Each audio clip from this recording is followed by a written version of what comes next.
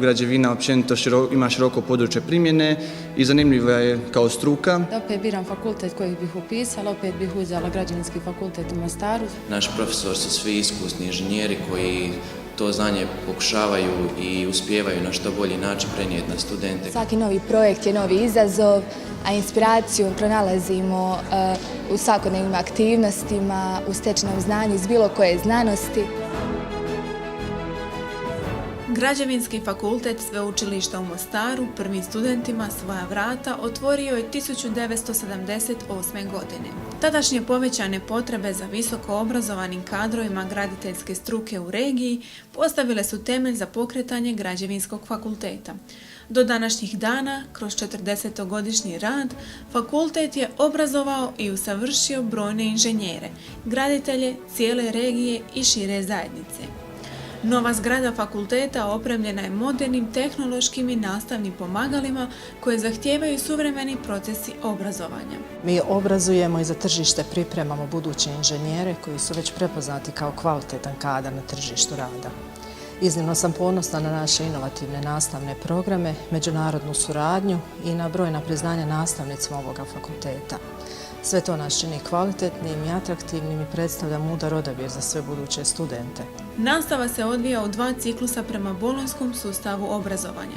Prvi ciklus je sveučilišni preddiplomski studij, dok je drugi ciklus diplomski studij. U prvom ciklusu zapravo dobivaju jednu teoretsku osnovu za nastavak studiranja na diplomskom studiju gdje ima dosta općih predmeta, a trenutačno na našem fakultetu na diplomskom studiju imamo 3 smjera, to je opći smjer, smjer konstrukcije i arhitektonsko-urbano inženjerstvo. Znanstveno-nastavno vijeće Građevinskog fakulteta donijelo je odluku o pokretanju novog smjera hidrotehnike.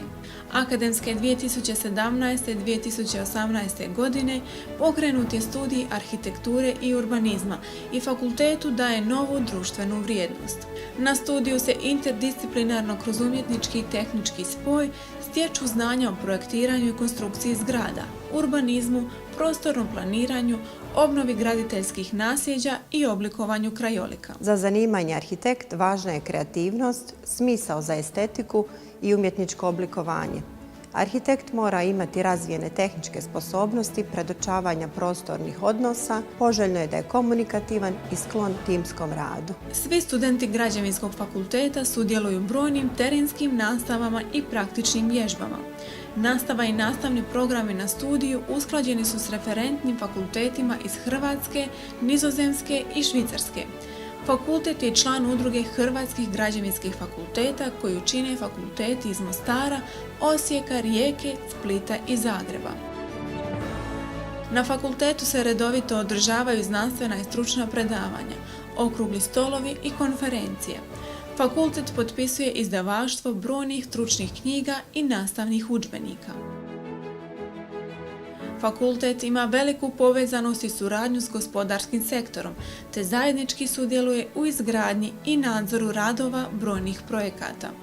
U okviru suradnje studenti obavljaju stručnu praksu i stječu iznimno važna praktična znanja. Na fakultetu smo pripremili jako dobro za moj posao koji danas radim, iako u poslu i u struci uvijek ima mjesta za nova učenja, nova istraživanja i uvijek bolji napredak. Što se tiče prakse, imali smo dosta laboratorijske nastave, odnosno terenske nastave, što bi također preporučila studentima i u budućnosti. Koliko vas imalo zanima građevina, ja preporučujem da je upišete, zato što je to jako zanimljiv, dinamičan posao, kojem nikad nije dosadno i svakim danom se možete razvijati i nešto novo naučiti. Studentima su na raspolaganju brojne izvannastavne aktivnosti i stručne radionice na kojima mogu usavršiti svoja znanja iz računalnog projektiranja, informatike, stranih jezika itd. Veliko zanimanje izaziva natjecanje u modeliranju mostova u kojem sudjeluju i studenti i maturanti s jednim ciljem – izgraditi maketu najboljeg mosta. Inženjeri Građevinskog fakulteta Sveučilišta u Mostaru na tržištu rada prepoznati su i priznati kao kompetentni i kvalitetni stručnjaci. Oni čine naše građevine čvršćim, društvo sigurnijim i život budućim naraštajima zasigurno ljepšim. Na tom putu neka im je sretno.